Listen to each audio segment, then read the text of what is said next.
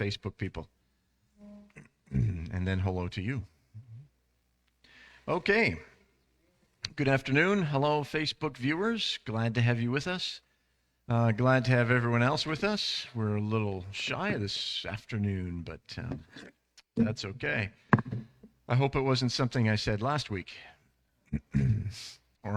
or maybe too many things I said last week. I don't know. Right. Okay. All right. You're not in college anymore, so lighten up. Is that what you're telling me? All right. Well, I'm hoping we do that today, but we'll see. We'll see. There's no quiz, so you're safe that way. Yeah. Yeah. Okay. So let's get into. We're still in the prologue, so we're still looking at Job 1 and 2. We'll finish off on 1 a little bit and then get into chapter 2. Hopefully be able to finish chapter 2. So depends on how many comments Archie has this week.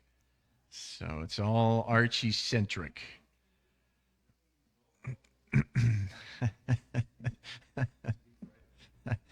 Yeah, and so wherever that microphone is, there it is. If there are questions or comments, we'll use that microphone so our Facebook folks can hear what you're saying and know why I'm responding the way I am. So, well, never mind, I won't say that. So let me just pray. Join me in prayer. God, thank you for yet another opportunity to read your word and know it. And we're grateful that you reveal yourself to us, that you want to be known, that you take extra measures to let us know who you are and what your character is and how you act and how we interact with you. So God, as we look at Job, I pray that Jesus, you would just enlighten the eyes of our hearts that we might know you better. I ask this in your name, Jesus. Amen. Okay. You can tell when the floors are clean because people's shoes squeak. When the floors aren't that clean, they don't squeak as much. So sounds like we got clean floors. I guess that's why it's squeaky clean. Oh my goodness. I feel like I just had an epiphany. Which is really sad when you think about it. So, Job, we've been doing some pretty I don't know, in-depth kind of stuff with the book of Job, and we haven't even passed chapter 1. We will get past chapter 1. So much is set up in chapters 1 and 2, because when we hit chapters 3 and following, we aren't going to take the time to read chapter by chapter, because it's the same. Okay, here's Bildad saying the same thing in a different way in a different poem.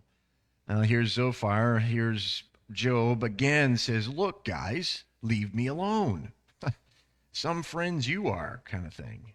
So when we get to that section, we'll kind of zoom through it. Well, not zoom through it necessarily, but I would suggest you read through it. So if you have questions, then we can address those together. But I'm going to take them in kind of big chunks. So then there's Job's monologue, and then Elihu's monologue, and then God's response. And then we're in the epilogue, and we're done. So, yeah, we'll probably take more time on God's monologue, but because it's just so amazing. Yeah, and Job 28 we'll camp on a little bit, one of the best chapters in the whole book. But for today, we're still in chapter 1. I wanted to talk a little bit more about the development of the Hebrew thought about the accuser, Hashatan. So in our Bibles, it doesn't say the Satan in verse 1:7 or 1:6, right? On one day, the angels came to present themselves before the Lord, and Satan also came with them. Well, our English version has done some translation work. So the Hebrew says they came to present themselves before the Lord, and the Satan also came with them, the Hashatan, the accuser. Okay, so um, the development of this idea of Satan and demons. See, Satan here isn't used as a proper name. Um, Satan, the proper name was attributed to Satan after this time frame. So let me give you kind of a quick time frame sort of thing. The development of really of Satan and demons, and we're going to see this language in the Old Testament. But a timeline really is so the book of Samuel, and I use Samuel because we're going to compare that with Chronicles. But the book of Samuel was written somewhere around 950 BC, or the time frame it took place at least anyway. The book of Zechariah, which we're going to look at a verse in Zechariah was written in 522 BC. Okay, after the fall of Jerusalem. Chronicles was written in 400 BC. Chronicles was the last book of the Bible ever written. Okay, I know in our English versions we have Malachi, but Chronicles was actually written after Malachi. Okay, so the reason Malachi is last is because the 12 minor prophets are grouped together and put at the end. And Kings and Samuel and Kings and Chronicles, they all are the writings. They're talking about the same time period. And so they're all grouped together. But Samuel is written in 950 BC, and actually Chronicles is written almost 500 years later. So it has, we're going to see it has a different flavor to it. And then the book of Revelation was written in about 90 to 95 AD. And so there you get more particular names of Satan. So let me take you to, where should I take you first? Zechariah 3:1. Let's go to Zechariah 3:1.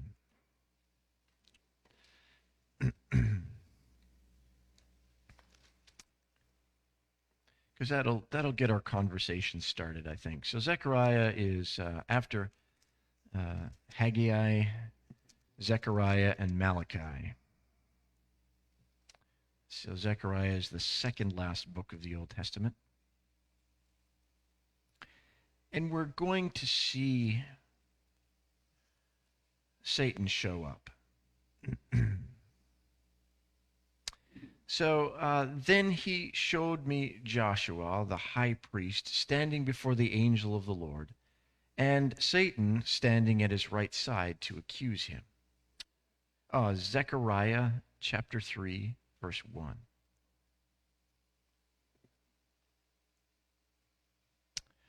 Then he showed me Joshua the high priest standing before the angel of the Lord, and Satan standing at his right side to accuse him. The Lord said to Satan, "The Lord rebuke you. Satan, the Lord who has chosen Jerusalem rebuke you. Is not this man a burning stick snatched from the fire?" So I'm not going to go into what's going on here with Zechariah. The point that I want to bring to you is to compare that with Job 1:6, and you'll only know the comparison in Hebrews. So Job 1:6, right? The angels come before the Lord, and thus Satan also came with them. Satan, S is a lower case. Okay, the Satan. The is the capital here. But in Zechariah 3:1, Satan becomes, it's not Hashatan anymore. It's not the Satan. It's just Satan. And Satan is now capitalized, indicating a particular being. Okay, so this is the development, and Job fits in somewhere after Samuel, and Zechariah is 522 BC, 400 years after the book of Samuel. So we can see in that time frame between Samuel and Zechariah, there's this development of the idea of evil, the idea of the accuser. Okay, so Zechariah still says Satan standing at the right hand to accuse him, and Shaitan still means accuser. but it's not the accuser anymore. It's proper name Satan accusing. Okay, so the development, what happens in the development of this is that, um, well, let's compare two more, and then we can talk about the development, and you'll see it. So, 2 Samuel chapter 2.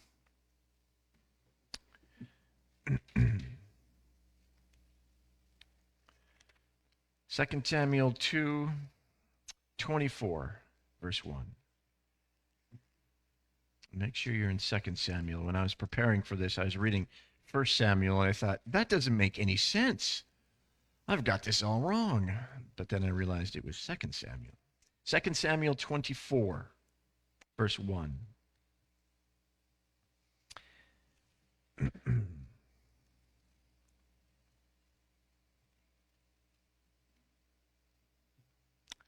And we're going to compare it with 1 Chronicles 21. And probably if you have a good Bible, it will say above chapter 24, it'll give 1 Chronicles 21 up there, 1 through 17. So here's how Samuel reads.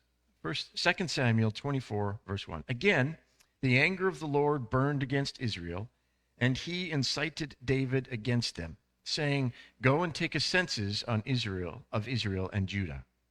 Okay, so who's the initiator of David taking the census? Yeah, the Lord. Okay, so now turn to 1 Chronicles 21.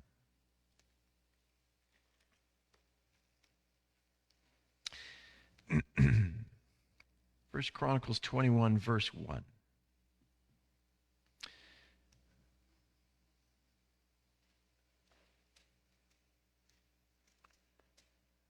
Yeah, I'm waiting. It's important for you to read this. So as long as I hear a page turning, I'll wait. First Chronicles chapter 21 and verse 1.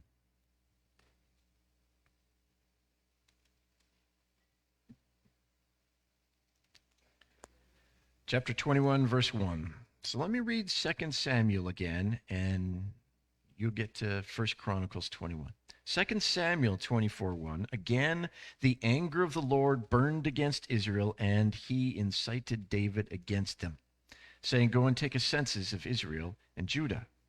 Now look at 1 Chronicles 21. Satan rose up against Israel and incited David to take a census of Israel. Okay, we got a problem, right? Was it God or was it Satan?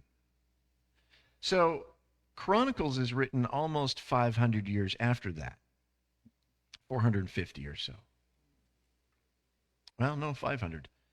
Written about 500 years after. So there's Chronicles using the proper name Satan rose up against Israel. It's not Hashatan, it's Shatan, Satan, capital S. Okay? Yet in 2 Samuel 24, it's the Lord, the anger of the Lord burns against him, and he incited David against them. So how do we account for this? What do we do with that? That's one of those, oh, well, the Bible has got contradictions, so we can't trust it. How do you account for this? Well, Chronicles begins the development of Satan and demons 500 years later. Pardon me? Chronicles begins the development of Satan and demons. Before this, there wasn't any language to describe Satan and his demons. Okay?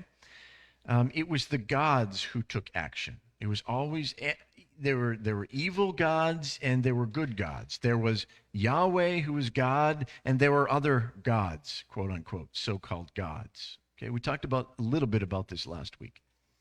So there wasn't any language for Satan as a person or demons, right? Hence, Job is the accuser, showed up before God with the sons of God and brought these, this accusation that, he's only good because you're protecting him. So here in Samuel 24, there's no language for Satan. There's no language for demons.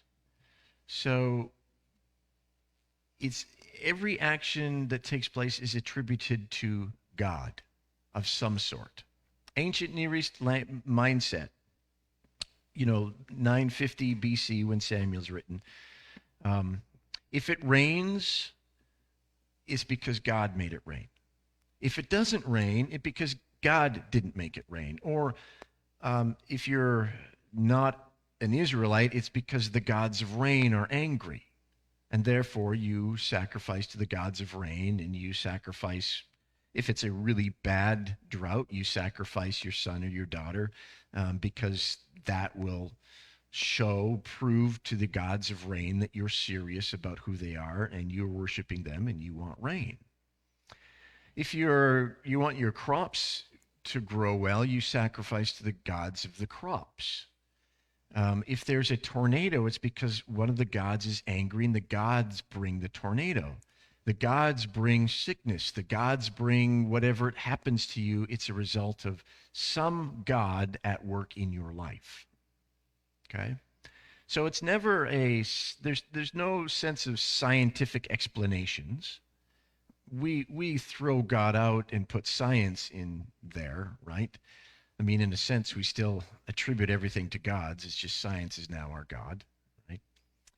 And so in Second Samuel here, there's no language to say that this was an act of Satan and his demons to be at work in David's mind and heart to incite him to take the census. So how do you write that when you have no language for that? Well, it comes from God. God incited him. Just like in the book of Job, we're going to see, as we've seen, it's God's fault, if you will, that Job goes through what he goes through. God could have said no. God could have said, no, I'm not even going, get out of my sight. We're not even talking about Job. But it was God who said, hey, have you seen my servant Job? He's a righteous guy. He's upright. I mean, he's a great guy. And so the accuser, which at this point isn't proper name Satan, it's just the accuser says, oh yeah, I don't think so. This guy's a bad person. He's really, no way. You take away all the blessing in his life, he'll turn on you. No, yeah. And God says, okay, let's see. Go ahead, do what you want. So it's the accuser taking the action, but God allows him to take the action, so it's God who takes the action. Right? Because you don't have any language to say there's Satan and his demons. So in Samuel 24, just as in Job, it's God who does this. So Job says, responds, it's God who gives and God who takes away.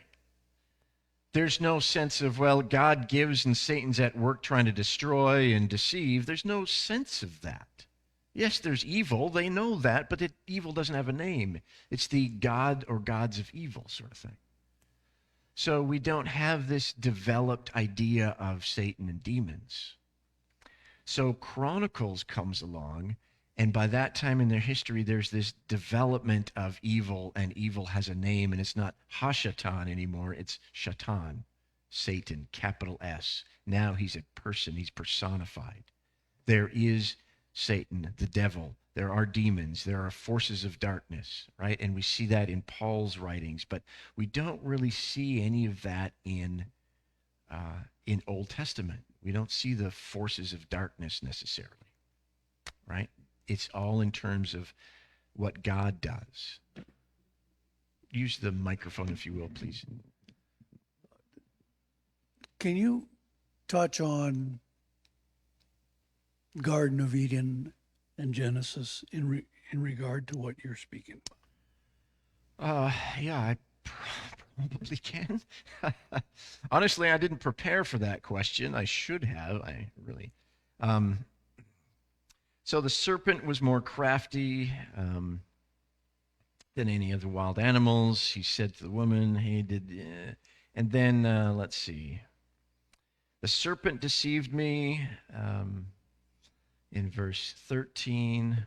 God said to the serpent, because you did this, cursed are you. I'll put enmity between you and woman. So there's serpent language, but there isn't Satan language.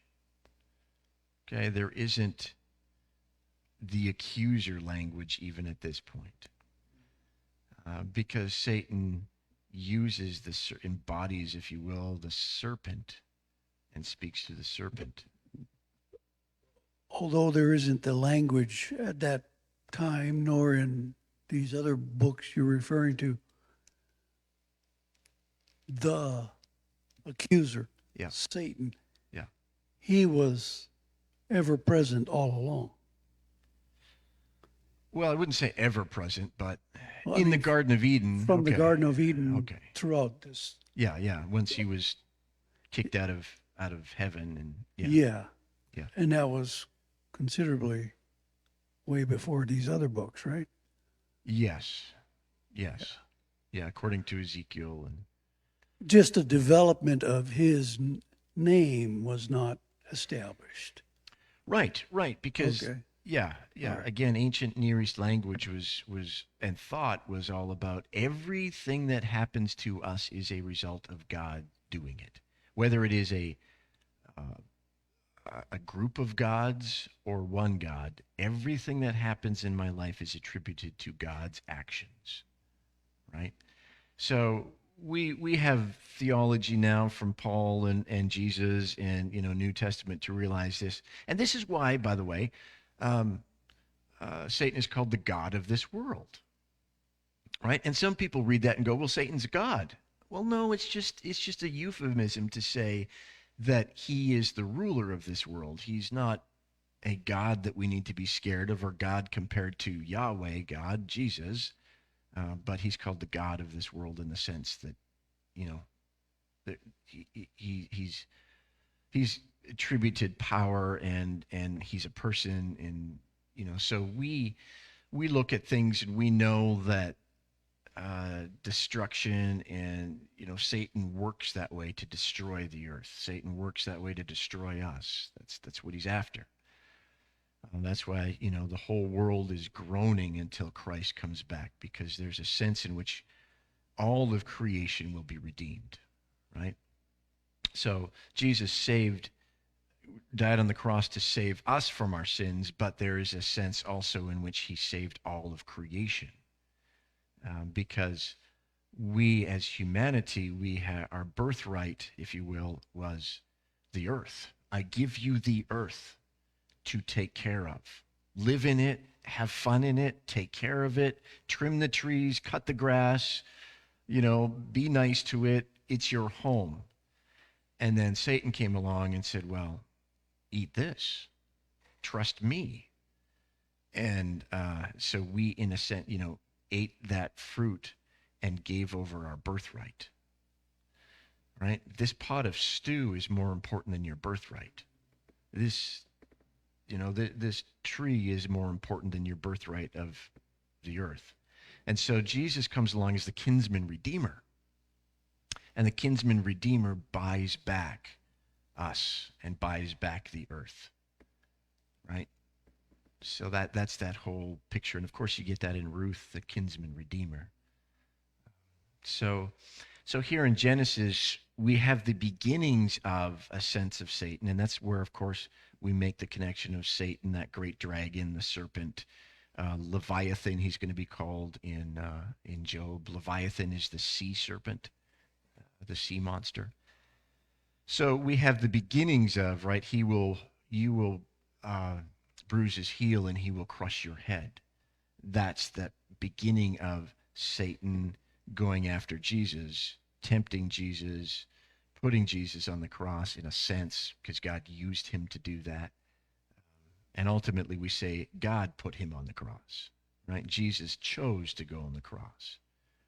So we have this different language that we use. If we didn't have the New Testament language, if we were back in 1000 BC, God did this to Jesus, right? So as this development of good and evil, this development of theology, if you will, we get to Chronicles, and Chronicles is written, 500 years after it. It's a book after, it's written after the exiles come back, and they write Chronicles. And you'll notice that Chronicles is a much more, how do I say it? It's a much more, it's a book that makes Israel and the kings of Israel and the actions of Israel look way better than Kings does. First, Second Samuel, First, Second Kings.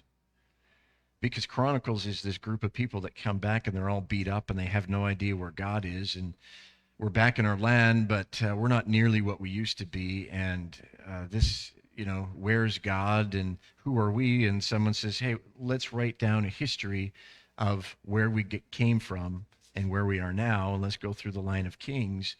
And you will notice in Chronicles, how much can I say here that's true, that I know is true? Read it on your own, but in Chronicles, you do not find the story of David and Bathsheba. You don't find that. It's only in Samuel, or Kings Samuel. Because you are painting the Davidic line in a messianic type way, in a sense. And so you're not going to mention the bad stuff. You're just mentioning the good stuff. This is where we came from. This is who David was, the most amazing king. Look at the next king. Look at the next king. Look at how great Israel is. Look where we came from. Look what happens when we obey. Whereas the Samuels and the kings are, look what happens when we obey, but more so, look what happens when we disobey. Like, it's warning, don't do this because you're going to end up in exile. They come back from exile and say, look at what happens when we follow God. Let's keep following God, right? So there's a different perspective. And entering into that is this idea of, we can see Satan at work. There is a being called Satan, and there's dark forces, there's demonic forces. And we're going to name those demonic forces Satan. As we move into the New Testament, demons are different, or written as a little bit different than Satan. Satan is clearly Satan, devil, Satan, roaring lion, but demons are separated and part of his principalities and authorities that fight against us with him. So that's why, by the time you hit Revelation, the Antichrist, the false prophet, the false beast, and Satan himself and all of his demons are thrown into the lake of burning sulfur forever and ever, never to return again. So all of these forces are thrown in there. So they always existed, yes. Right, and in a sense, the revelation of God to humankind, right? So, and just think of, even now, if you go into, places that aren't modern, but they're tribal people, and not, I don't know how I want to sound. I want to sound positive and not negative towards them, but everything's attributed to the gods. Right? It's all attributed to the gods.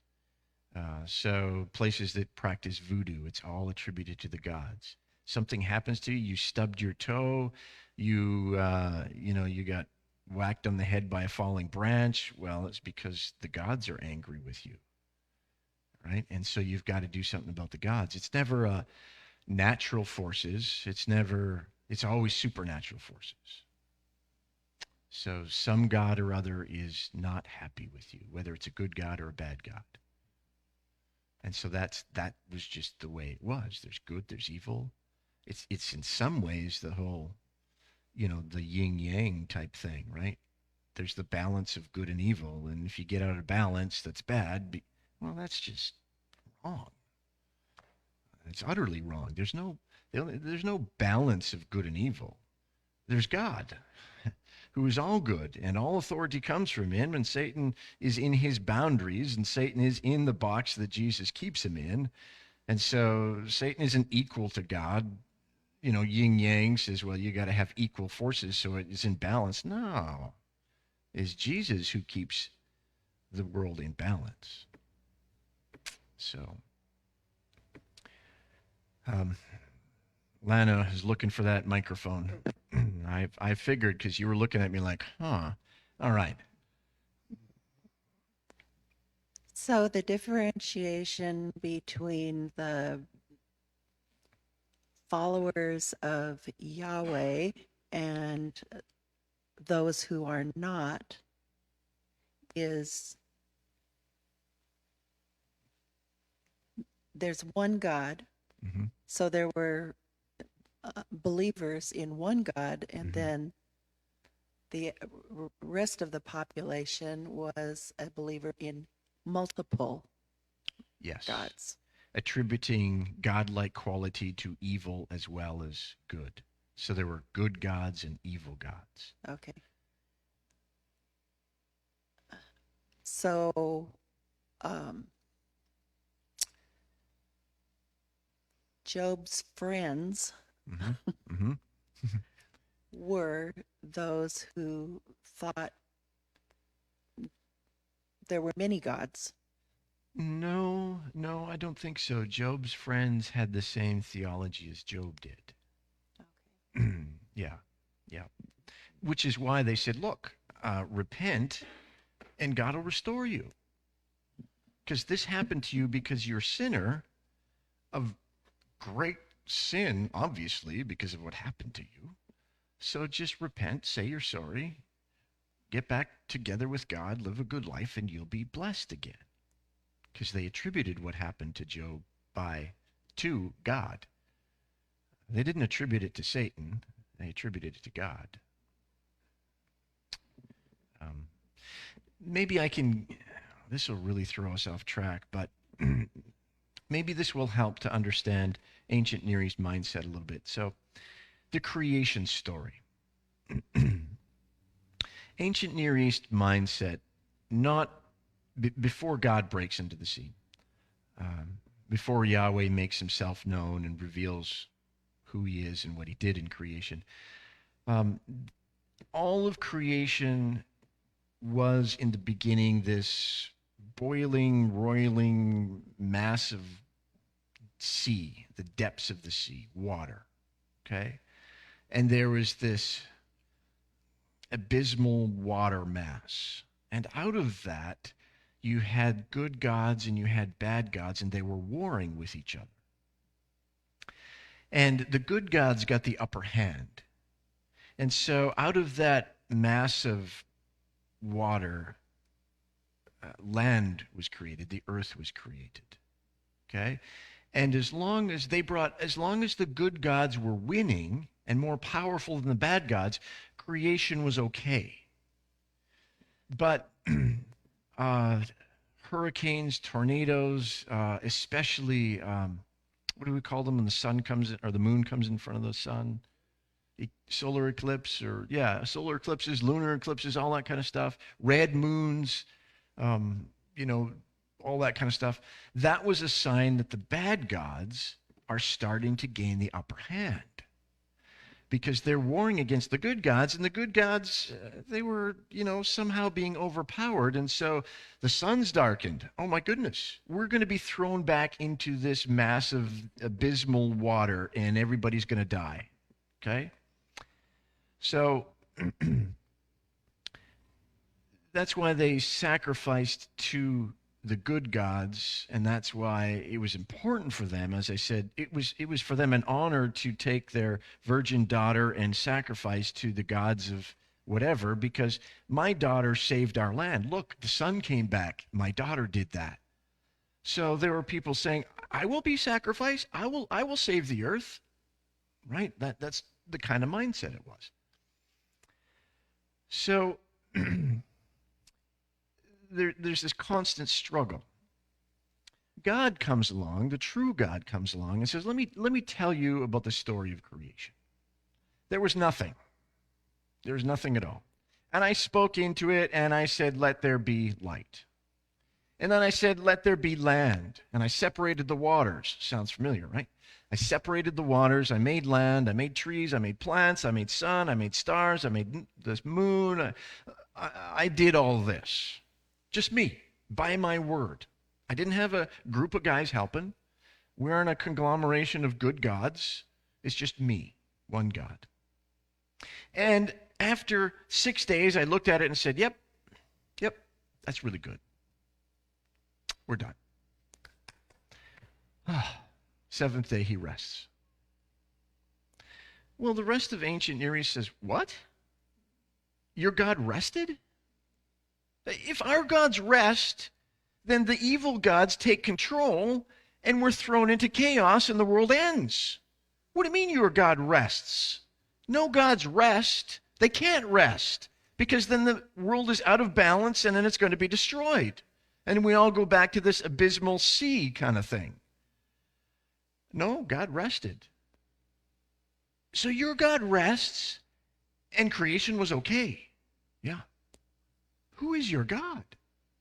He is God above all gods. There is no God that can touch his power. He can rest for one day.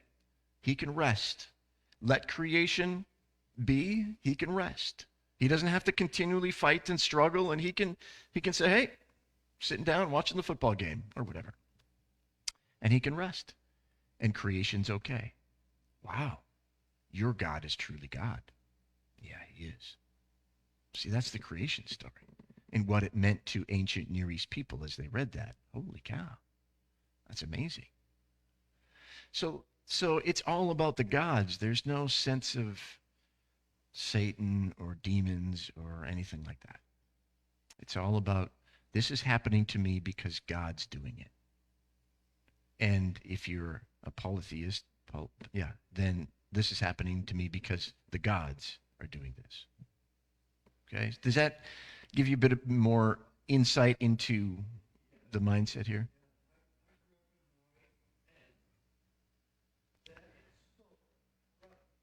Yes. Right. Right. Well, especially with, volcanoes erupting and everything, the gods are angry with us. Wow. Yeah. Wow. Yeah. Yeah. Yeah, that's the mindset.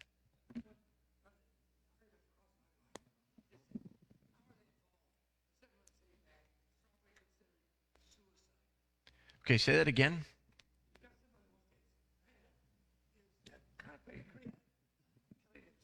Yeah. Someone's contemplating suicide, yeah.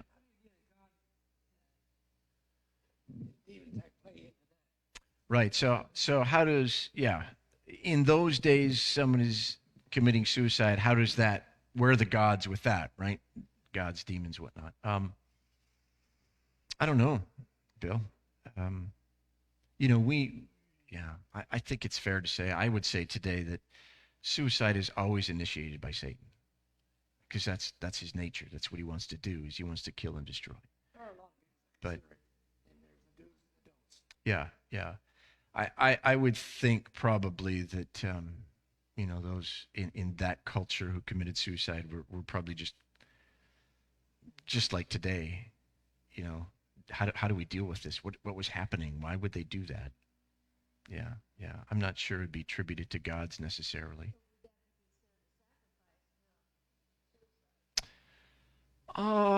Would it be considered a sacrifice and not a suicide? I'm sure that probably some people were really anxious to be the sacrifice because I don't want to live anymore. So yeah, they might have blurred together. But I'm sure there were those who just said, I'm ending this because I don't want to do it anymore. And maybe it was played up as he made a sacrifice to the gods of himself so that we could be well or something. Yeah, that could be. It's interesting.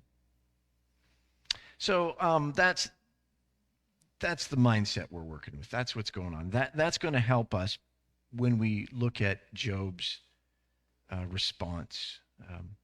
So verse 20 of Job 1. At this, Job got up and tore his robe and shaved his head. Then he fell to the ground in worship and said, Naked I came from my mother's womb, and naked I will depart. The Lord gave, and the Lord has taken away. May the name of the Lord be praised. In all this, Job did not sin by charging God with wrongdoing. So Job recognizes this is from God. What's happened to me is from God. I recognize that God can give, and I recognize that God can take away. So there's no anger there. There's no, how in the world could this ever happen to me? Job's response is, I know who God is. And I know this comes from God. Because where else could it come from? It comes from God. And there's no blaming God. He's just recognized the same God who gives is the same God who can take away. So, yeah, it really is. And so, the key here in verse 22 that the author wants us to know also is Job did not sin by charging God with wrongdoing. God, he didn't say, God, you did me wrong. God, how could you let this happen to me? God, how could you, let Satan do this to me? It was just, this comes from God. I get it. I'm in God's hands. Jerry. He accepted the sovereignty of God. Yeah. Wholeheartedly. Yes. Yes, that's very well put. Yeah, he accepted the sovereignty of God wholeheartedly. Why do we only ask and expect God to give? Why can we not also expect him to take away? In other words, why not me? Instead of why me, why not me? Yeah. Instead of why me, why not me? Yeah.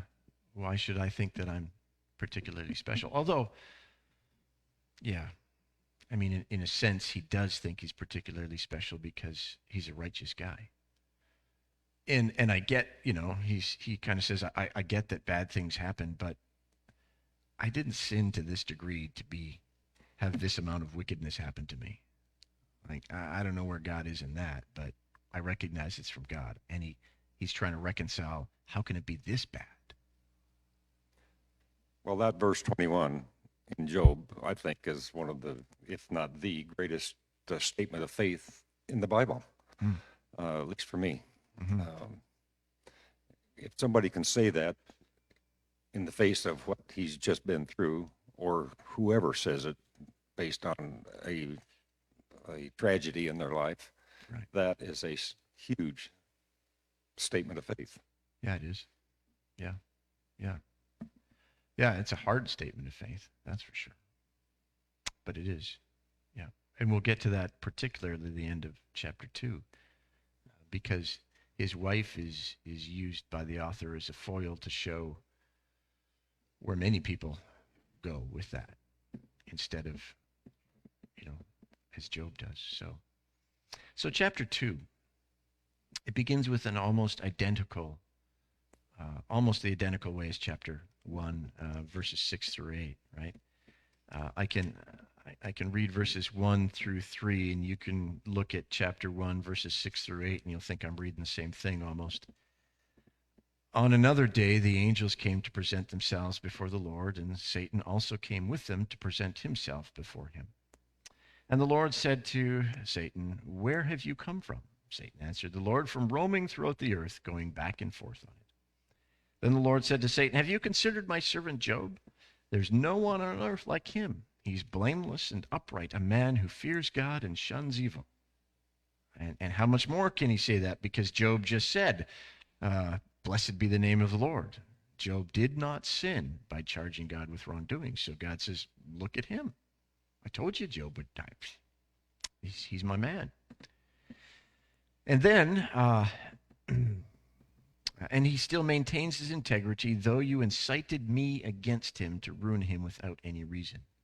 So there again, we have that language of God as sovereign. Right? Whether we say God allowed it or God initiated it or God whatever, it all comes from God.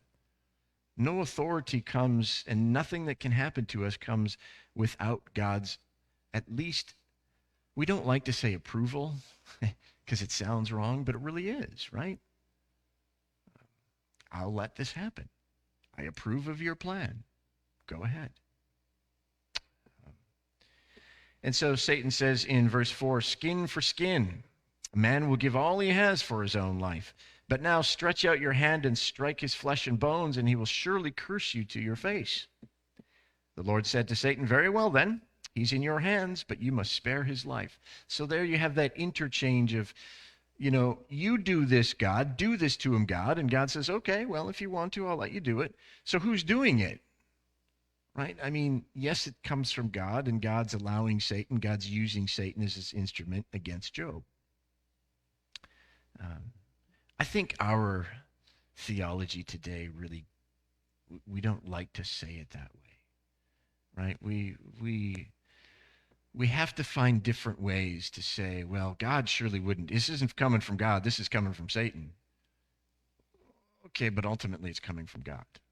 Like, it makes us feel better if we say it's coming from Satan, but ultimately it's coming from God, right? So we use the language of, well, God allowed it rather than God did it.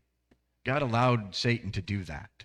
And so we put the responsibility of what happened on Satan's shoulders, but it's really on God's, because God gave Satan that authority to do that. And I don't know, but I think it changes our perspective and the way we deal with evil that happens in our life. Because we need to deal with God about it, not Satan about it. Right? I think sometimes we tend to try to deal with Satan, and we really should be dealing with God. I don't know. The world doesn't want to hear that God allowed that. They only want to think of God as a loving God. Very He true. He would not let this bad thing happen. Right. Yeah, you hear things, well, the God I know wouldn't let babies die like that. Well, the God I know wouldn't give kids cancer. The God I know wouldn't explode a volcano and thousands of people die. The God I know wouldn't allow these people to be in a head-on collision crash. You need to know God a little better.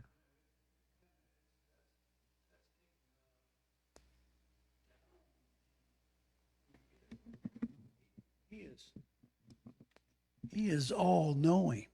Right. And I have a problem when some people try to teach that Adam and Eve surprised God. When other things surprise God, nothing has surprised him. Why? Because he's all knowing. Yeah. He's the creator. And when you start putting him where he is and start seeing him for who he is, wow, you get a much better perspective of life. Yeah. God is really in control. In fact, I'll go so far as to say this. In my mind, I think that the greatest deception ever planned was the crucifixion. Yeah, I think I know. Continue. Tell us why. It's the whole thing about creation is God's doing. He made the whole thing from the start. He knew what was going to happen in the garden. He knew what Satan was going to do. Yeah. He knew how that would transpire. And at 2 years old, he knew that he would enter Herod to try to kill all the 2-year-olds and under males. And Satan never knew whether he got him. Then Jesus decides, this is my time. He comes to John the Baptist. The heavens open up. God says, okay, here, this is my beloved son in whom I am well pleased. Yeah. Satan finds out, hey, I never got him. Right. So he takes him into the desert to tempt him. Mm-hmm. Not successful. Right. All right, I'm going to get him killed. Right. God knew the whole story and had it all planned. Right. And that the death of his son would be the propitiation of all our sins. Yes. Yes. And that was the greatest deception. Right. The whole thing is his orchestration. Yeah. It's his Lego game. It's Right. to put Yeah. it. And Satan's not omniscient, so he didn't know the He end did game. not He had know no that. idea. If I can kill Jesus, I've killed any opportunity for this world to be saved. It's still mine. It can't be redeemed anymore. Got him. Right. While he was on the cross, Colossians says, he disarmed Satan and That's held him up exactly to public right. spectacle. Yeah. Yeah. Yeah. And then he's raised again on the third day. And Yeah. Yeah. And Yeah. and decay starts on the fourth day.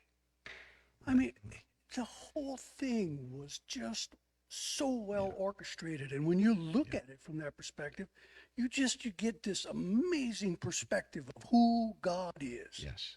Yes. Yeah. Yeah. It's very true. And you'll probably say those words again when we get to the end of Job. And we'll all be saying those words like, whoa. Yeah. God is amazing. So here's Satan saying, well, skin for skin. In other words, you didn't allow me to physically harm him. You pulled back one layer of protection, but you're still protecting him. So we see a bit of insight that Satan clearly has boundaries and clearly knows that his authority is only what God gives him. So now he says, take that away, stretch out your hand and strike his flesh and bone. Let me harm him physically, and let's see what happens. Because he says, you touch a man's health, and he's going to curse you to your face. Right? That's kind of what he's saying. Job survives the pain of loss. He survives the pain of loss of possessions and family, the loss. But can he survive the loss of health and independence? That's really what it is. You take away a person's health, you take away their independence, and let's see what they do. Because then, God, they aren't going to be very pleased with you. So you let me strike down Job. You pull that other layer off, and let me hit him with disease and take away everything he has. He'll curse you. And God says, okay, but you can't kill him. So God still says, I'm in control. You can't kill him. Of course, if Job was killed, there would be, no proof that Job wouldn't curse God, right? That was the whole thing. He'll curse you. So if I kill him, well, he's, okay. Can't prove that. So Satan went out from the presence of the Lord in verse 7 and afflicted Job with painful sores from the soles of his feet to the crown of his head. Then Job took a piece of broken pottery and scraped himself with it as he sat among the ashes. Most believe it's some sort of boils that were on the body of Job. Sores, pains, peeling skin. Some think it might have been a form of leprosy or some sort of skin disease or whatever it was. But there he is, got a piece of pottery, and I don't know why he's scraping himself. I'm not sure. I mean, there's pus everywhere probably, and just getting rid of it. I don't know. Maybe the good doctor can think about that for a while and let us know later. But let me take you to a number of verses that show the scope of Job's suffering. Job 7, 4 and 5. I'll just read these as we go along. Job 7, 4 and 5. When I lie down, I think, how long before I get up? The night drags on, and I toss and turn until dawn. My body is clothed with worms and scabs. My skin is broken and festering. So remember, this is still poetic language. So, there certainly could be worms. We don't know that for sure, but the picture is pretty brutal picture, right? I'm clothed with worms and scabs. My skin is broken and festering. That's ugly stuff. He can't sleep anymore. You know what happens when you don't sleep? He's tossing and turning. You can't sleep. I mean, things just get worse. 7:16. I despise my life. I would not live forever. I don't want to be 100 years old. Job 7, verse 16. I despise my life. I would not live forever. Let me alone. My days have no meaning. So he's got loss of hope. He's in despair. He's despondent. His days have no meaning. You know, when people no longer have a purpose in life and they feel their life is meaningless, that's a terrible place to live life. And there's Job. I just have no meaning. I don't know why I'm even here. Why am I even here? Right? Hear that all the time, especially people who are on hospice for a long time. I don't even know why I'm still here. I mean, I just lie here. I have no purpose. I can't do anything. I hurt all over. I don't sleep well. Life sucks. Why am I even here? That's where Job is. Why am I even here? Job 19.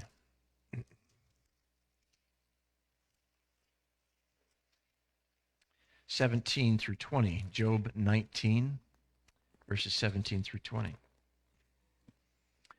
He says, my breath is offensive to my wife.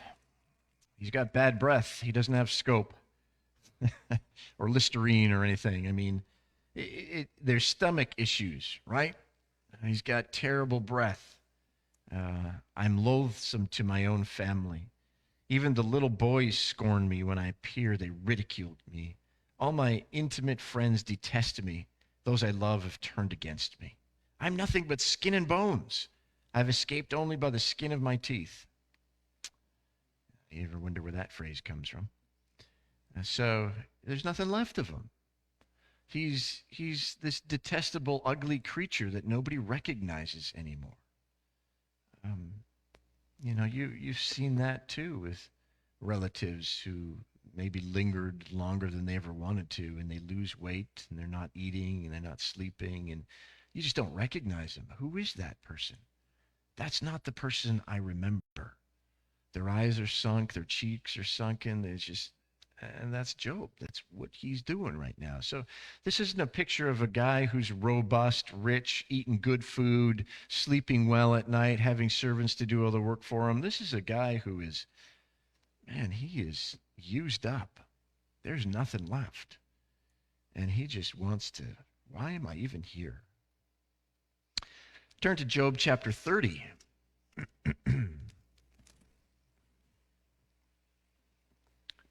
Job chapter 30 and verse 17. Night pierces my bones. My gnawing pains never rest. Like he can't sleep. He's got nothing to cushion his sleep. Night pierces my bones. I'm cold. I'm hurting.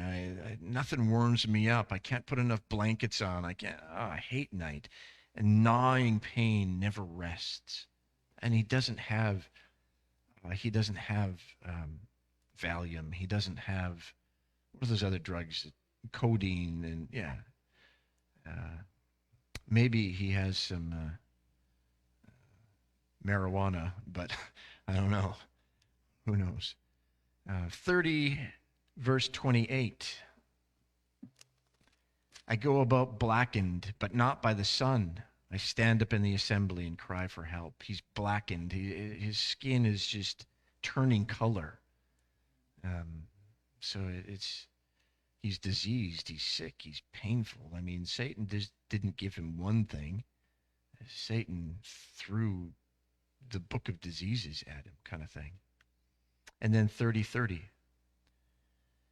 My skin grows black and peels. My body burns with fever.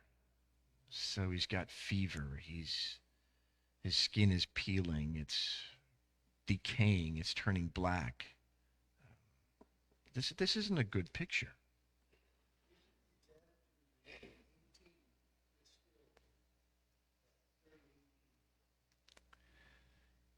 In his great power, God becomes like clothing to me. He binds me like the neck of my garment. Is that when you were? Yeah.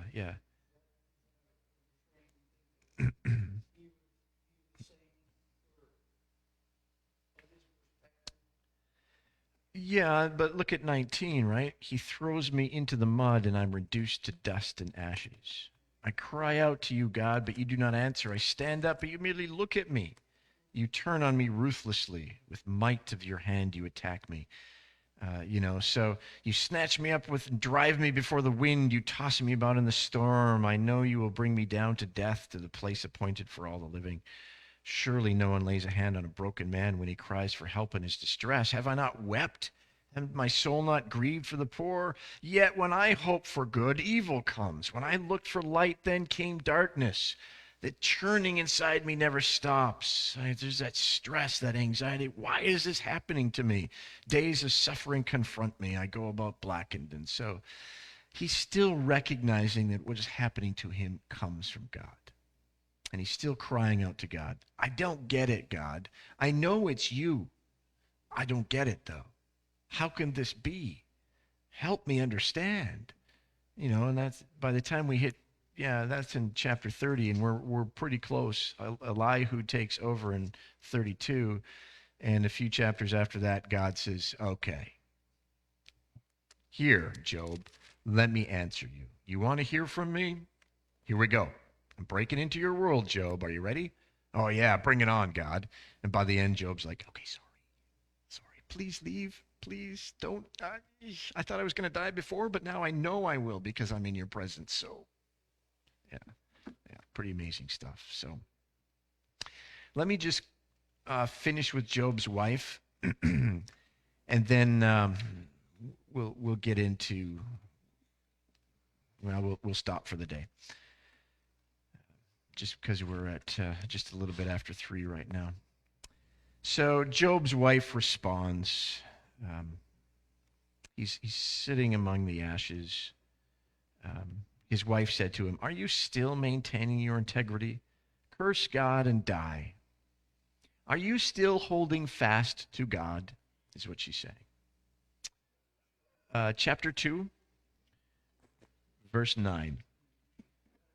Yep. Are you still holding fast to God? Just curse God and die. He's done you harm. Why are you holding fast to him? He's done you harm. He's not protected you. He's not saved you. He's abandoned you. You're no longer under the blessing of God, and for no good reason, Job. We both know you're a righteous man. You're a good guy. This doesn't make sense, Job. I can't make sense of it. You can't make sense of it. God doesn't seem to make any sense of it. He's not acting the way he should. So why are you still holding fast to him? He's not acting the way we know he's supposed to act. So don't hold fast to God anymore and just die. Just give up. Stop looking for answers. Stop seeking God. Stop thinking God's on your side because, Job, I don't see that he is. And Job answers and he says, you're talking like a foolish woman. Shall we accept good from God and not trouble? In all this, Job did not sin in what he said.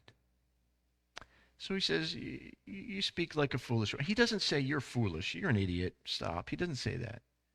Basically, Job is saying, and a lot of people kind of dump on Job's wife as if she's being mean to him, but Job kind of says, look, you know better than that. You're speaking like someone who's foolish, and you're not foolish. You're not a foolish woman. You're not one without faith and without fear of God. Yet, here you are speaking like one. Don't speak like that. You don't need to do that. And he says, and she's right there, can we not accept good and not trouble also? Are we to expect only good from God and not trouble?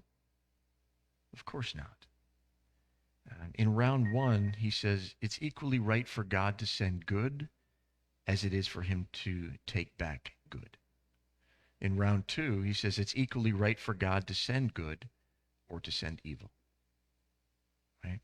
Here's a quote from one of the commentators, Francis Anderson. I thought it was a wonderful quote. It is easier to lower your view of God than it is to raise your faith to such a level. Right? I mean, it's just easier to lower your view of God. She lowered her view of God. And Job says, don't lower your view of God. We can't expect only good from God. We can't expect only good gifts. There is evil, there is bad, there is stuff that's going to take place in our life, and we need to know that. And in all this, Job did not sin in what he said.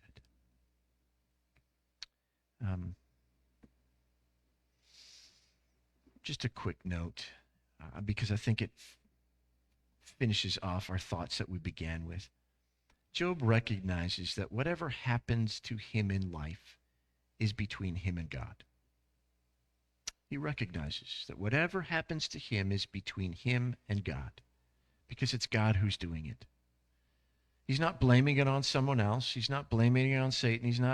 Whatever happens to me in life is between me and God.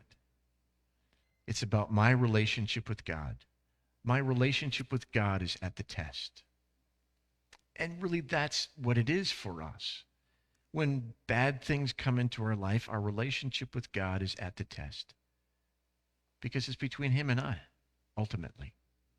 Right? It's not between the person who beat me up or the person who shot my friend or the person, whatever, right? I mean, it's between you and God. And it's our faith and our relationship with God that's at the test. In some ways, King David recognizes that too in Psalm 51, where he says, against you and you alone, God, have I sinned. And we say, wait a minute. You sinned against Bathsheba. You sinned against Uriah. You sinned against the kingdom. You sinned against a lot of people. What do you mean? Because David recognizes that his sin is between him and God. Ultimately, it's between him and God. It's his relationship with God that's at the test.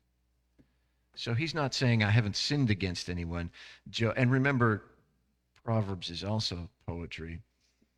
But David and Job both recognize that whatever happens to me in life, however I respond to life is between me and God, ultimately.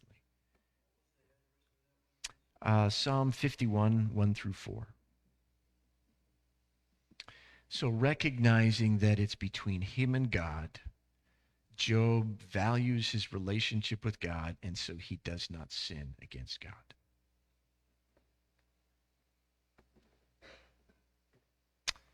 So we'll end there. Next week, we'll look at Job's three friends and begin into some of that dialogue and do that. Questions? Okay, the quote from Francis Anderson. It is easier to lower your view of God than it is to raise your faith to such a level. And such a level meaning the level of Job. Can we expect only good and not trouble? Should we think God only gives us good gifts, that's all he's useful for, and then we turn our back on him when he takes away those good gifts? No. It's between me and God. Okay.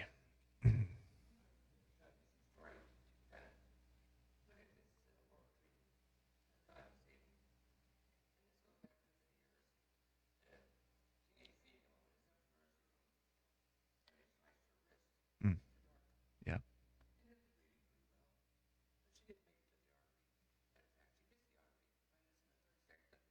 Oh. Yeah. Wow.